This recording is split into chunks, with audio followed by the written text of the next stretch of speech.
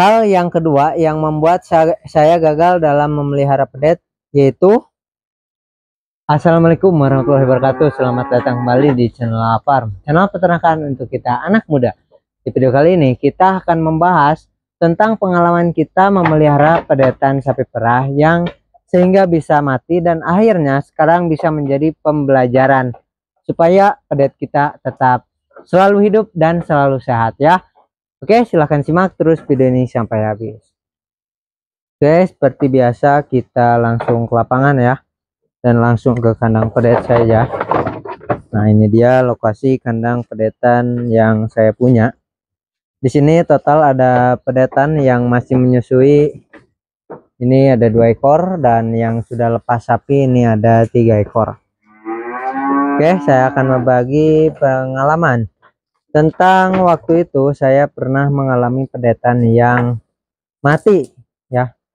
Ada satu penyakit yang menyebabkan pedet saya mati waktu itu ya, karena dari proses pemberian susunya melalui susu bubuk waktu itu ya.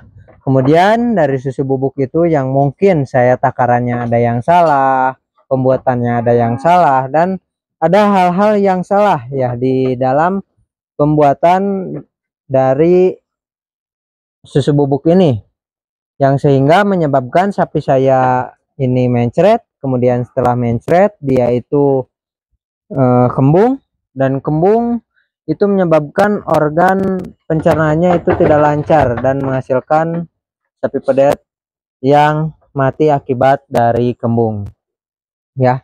Oke, jadi itu kesalahan saya waktu lagi belajar memelihara sapi pedetan tanpa langsung diberikan susu indukannya, namun diberikan susu bubuk ya. Namun dari saat itu menjadi pembelajaran bahwa dengan susu bubuk itu memang bisa untuk membesarkan sapi pedetan seperti ini. Namun ada resiko-resiko tertentu kalau misalkan kita tidak atau belum mengetahui cara dari pengolahan susu bubuk tersebut ya. Kemudian ada hal yang kedua yang membuat saya gagal dalam memelihara pedet yaitu sapi pedetannya saya beli dari luar dan saya tidak memeriksanya terlebih dahulu. Jadi sapi pedetannya itu mengalami pembengkakan di area pusarnya. Jadi saya tidak memeriksa tali pusar yang pedetan yang saya beli. Nah, di sini itu dia kalau misalkan tali pusarnya ada masalah, itu ada pembengkakan di tali pusar yang membesar ya. Waktu itu saya membelinya dari orang, kemudian saya pelihara dan akhirnya sapi pedetan itu memang saya obatin itu bisa sembuh ya dari penyakit di pusarnya. Namun dari pertumbuhan pedetnya itu tidak maksimal.